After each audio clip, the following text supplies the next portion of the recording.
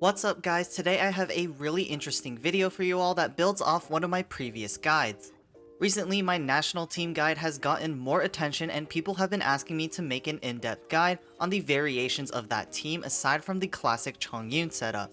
So that's exactly what I have lined up for today. I'll cover 3 more variations of the national team with Sucrose, Kazuha, and Raiden Shogun in place of Chongyun. If you're looking for the original guide where I cover loads of relevant information for the national team in general, that will be linked down in the description or up in the top right of your screen. It might be a little outdated as it came out before Inazuma was here, but I think it's still worth the time to check out. Rest assured, I'll have most of the updated information in this guide. Anyways, there's so much to cover here, so I'm not going to waste any more time. Let's just get right into the main course of this video. Roll it. Before I get into the Sucrose variant, let me quickly cover how to build the core of Xiangling, Xingqiu, and Bennett. For those who don't know, these 3 units are the backbone of the national team and will always be the core team no matter which unit you use in the last slot.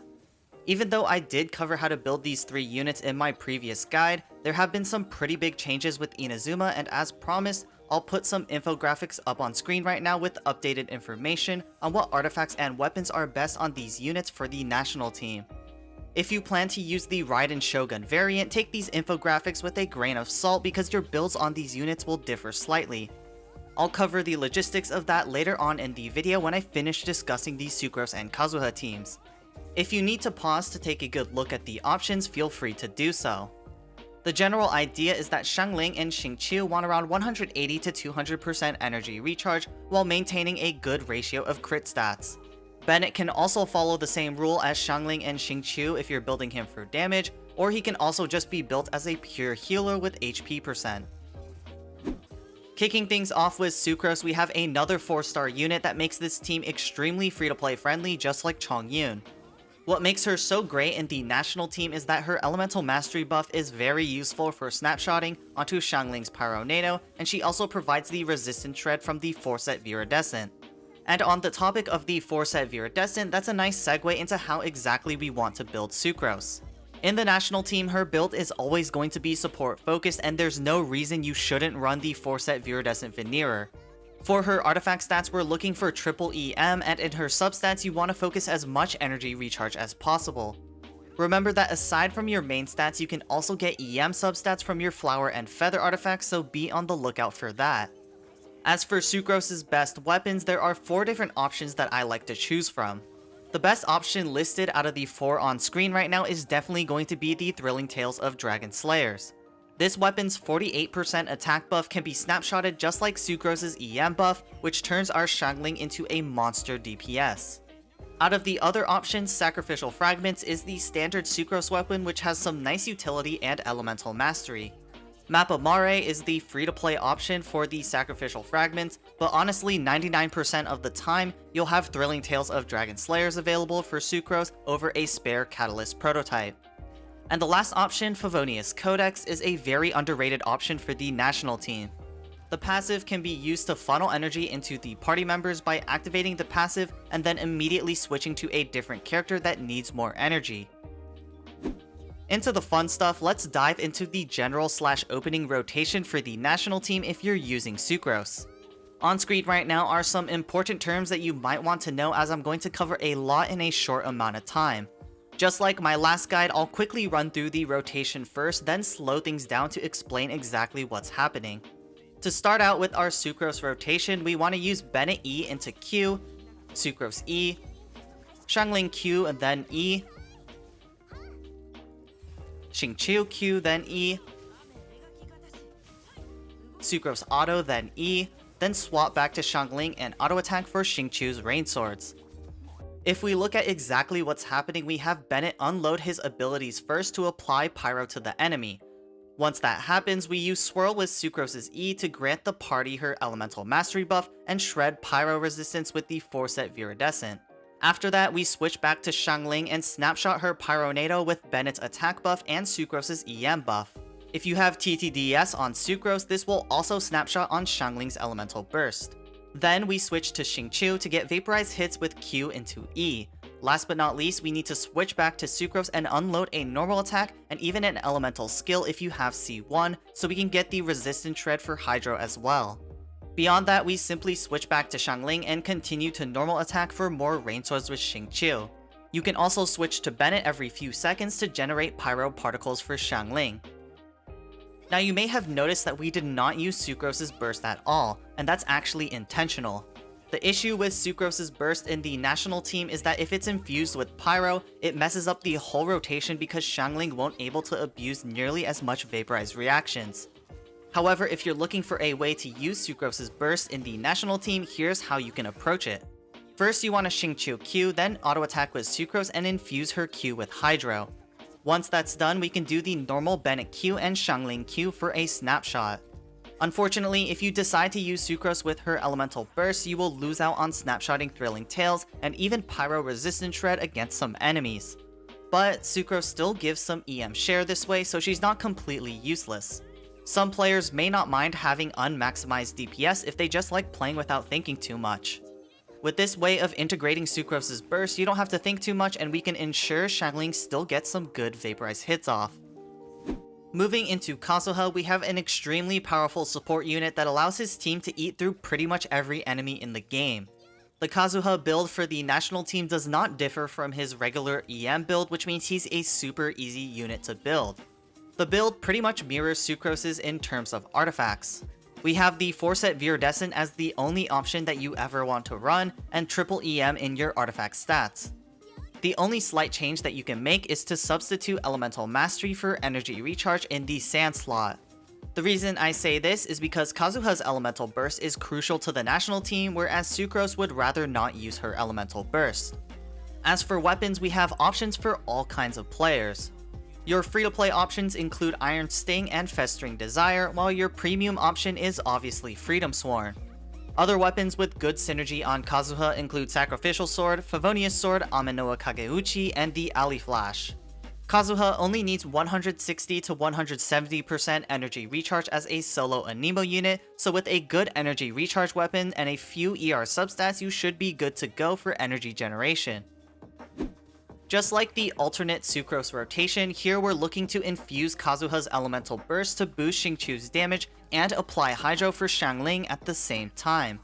To start out with the Kazuha variant, we want to use Xingqiu Q, then Kazuha Auto Attack into Q, then Bennett E and Q into Kazuha E, then Xiangling E into Q and Xingqiu E, and finally Auto Attack with Xiangling and use Bennett and Kazuha's skills until their bursts are available again. For a breakdown of how this works, first we need to apply Hydro on the enemy to ensure Kazuha gets a Hydro Swirl on his Elemental Burst. After that, we can place Bennett's attack buff down as normal and immediately switch back to Kazuha and press E. As long as you press your skill within a certain time window, Kazuha's plunge attack will always be infused with Pyro, which is exactly what we want. This is because Bennett's Elemental Burst applies Pyro to the character switching in, and Kazuha's Elemental Absorption priority favors Pyro over all other elements. As a result, this gives Xiangling both the Elemental Damage bonus and Pyro Resistant Shred when Kazuha's plunge attack absorbs the Pyro from Bennett's field. Finally, once all that's done, we can use the rest of the abilities that we haven't used yet, which are Xiangling's Skill and Burst, and also Xingqiu's Skill. With our final unit, we have the newest addition to the national team, Raiden Shogun. First, I'm going to cover how to build Raiden herself, then quickly cover the small changes you want to make for building Xiangling and Xingqiu if you do decide to use Raiden. Our first order of business is Raiden Shogun's build, and just like Kazuha and Sucrose, it's pretty streamlined.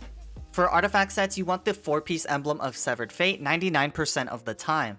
The only exception to this rule is if your ESF pieces aren't very good and instead you have some really nice Thundering Fury or Noblesse Oblige pieces. If this is the case, you can definitely run any 2-set combination listed on screen as you transition to a full 4-set emblem of Severed Fate. For your artifact stats, you should generally focus ER in the Sands, attack percent in the Goblet, and crit rate or crit damage in the Circlet.